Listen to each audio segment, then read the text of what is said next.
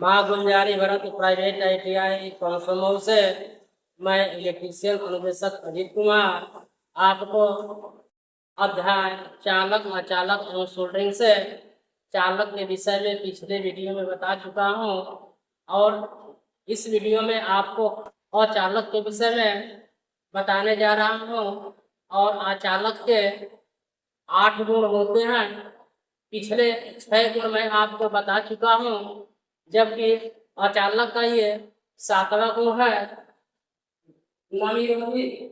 अचालक नमी एवं गर्मी से अप्रभावित रहना चाहिए, जिससे कि नम एवं बरसाती मौसम में उसका अचालकता घटे ना। कहने का मतलब यह है कि अचालक पदार्थ जो है वह पानी और नमी से उसकी अचालकता घटती न हो और वह उसका कुप्रभाव न पड़ता हो कि अचालकता चालक के रूप में प्रभावित हो जाए, ऐसे अचालक होना चाहिए। इसके बाद चालक का 8वां जो गुण है वह है आवश्यक आकार में ढालने योग्य। अचालक पदार्थ को आवश्यक आकार में ढाला जा सकने योग्य होना चाहिए, जिससे कि उसे विभिन्न आकार प्रकार के वैद्युतिक युक्तियों के निर्माण में प्रयोग किया जा सके। अचालक पदार्थ जो है आवश्यक आकृति में ढालने योग्य हो कि उसके निर्माण में जो कार्य किया जाए वह चालक का जो धात्विक है उपकरण जो है उसके अचालक के रूप में, पोल के रूप में, जैसे स्क्रू ड्राइवर के हैंडल के रूप में उसका प्रयोग किया जा सके और कॉम्बिनेशन प्लायर के चालक के ऊपर कवर के रूप में अचालक का प्रयोग किया जा सके, यानी आकृति के अनुसार अचालक को ढाला जा सके। ये तो है आपके अचालक के प्रमुख गुण।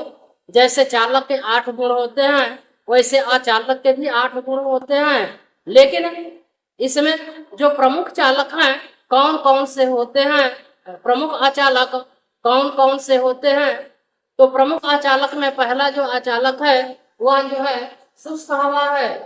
शुष्क हवा प्रमुख अचालक का पहला वह है। यह सबसे अच्छा अचालक पदार्थ है, परंतु नमी से इसकी अचालकता प्रभावित हो जाती है। ओवरहेड लाइन में नंगे धातु तार प्रयोग किए जाते हैं और उनके बीच हवा ही अचालक का कार्य करता है। लाइन को नमी से अप्रभावित रखने के लिए प्रत्येक 2 चालक तारों के बीच पर्याप्त दूरी रखी जाती है। कहने का मतलब यह है कि प्रमुख अचालक जो है पहला जो है हवा है।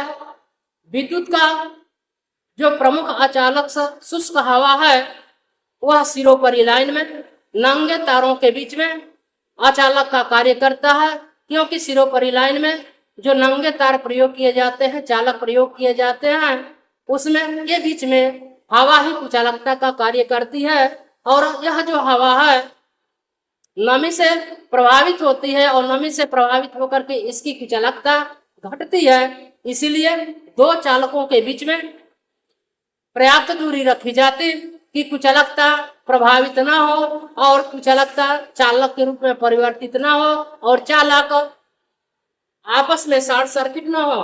इसके बाद दूसरा नंबर आता है प्रमुख कुचालक में वल्केनाइज्ड रबर। साधारण रबड़ में उष्मा प्रक्रिया से गंधक तथा जिंक क्लोराइड मिलाकर वल्केनाइज्ड रबर तैयार की जाती है। इनका उपयोग विभिन्न प्रकार के तारों तथा केबिल्स में अचालक आवरण के रूप में किया जाता है। वल्केनाइज्ड रबड़ जो है साधारण रबड़ में जिंक क्लोराइड और उष्मा प्रक्रिया से गंधक और जिंक क्लोराइड मिला करके वल्केनाइज्ड रबड़ बनाया जाता है। और वल्केनाइज्ड रबड़ बनाने इसलिए बनाया जाता है कि वह विद्युत का कुचालक है और चालक के ऊपर कुचालक की परत लगाने के लिए वल्केनाइज्ड रबड़ का प्रयोग किया जाता है, क्योंकि चालक जो होता है तार होता है और चालक के ऊपर कुचालक की अगर परत न हो तो कार्य करते वक्त चालक शाक दे सकता है और उपभोक्ता को शाक लग सकता है। इसलिए चालक के ऊपर कुचालक की परत आवश्यक होता है।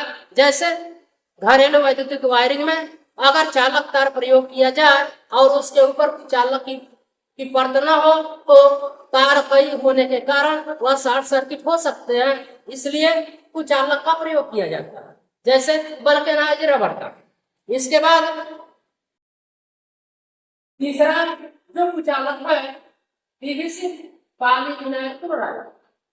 यह एक अच्छा अचालक पदार्थ है जो वल्केनाइज रबर की अपेक्षा अधिक टिकाऊ होता है। आजकल रबर के स्थान पर अधिकाधिक पीवीसी प्रयोग किया जाता है। पीवीसी इसका पूरा नाम है पॉलीविनाइल क्लोराइड। पीवीसी जो है वल्केनाइज इंडिया रबर के स्थान पर पीवीसी का प्रयोग किया जाता है चालक के ऊपर कुचालक के रूप में।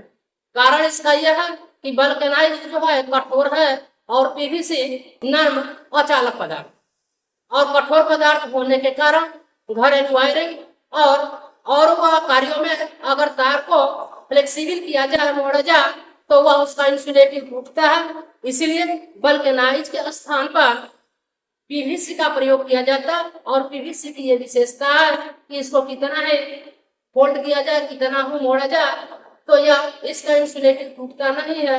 इसीलिए पीवीसी कवर युक्त तार का प्रयोग, चालक का प्रयोग घरेलू वैद्युतिक वायरिंग में किया जाता है कुचालक के रूप में। इसके बाद चौथा है एबोनाइट।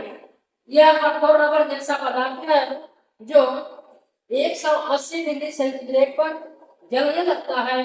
यह अम्लों से क्रिया नहीं करता। इसका उपयोग शीशा, अम्ल, संचायक, बैटरी के खोल, पैनल बोर्ड, यंत्रों के खोल आदि बनाने में किया जाता है। इसका एक अन्य रूप है वल्केनाइट।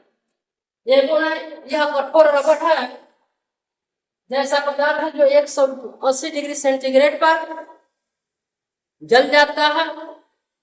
यह जो है इसका जो उपयोग किया जाता है बैटरी के खोल, वैद्युतिक उपकरणों के खोल बनाने में किया जाता है। जैसे वैद्युतिक उपकरणों, यह जो है जैसे आपका स्क्रू ड्राइवर है, स्क्रू ड्राइवर का हैंडल जो है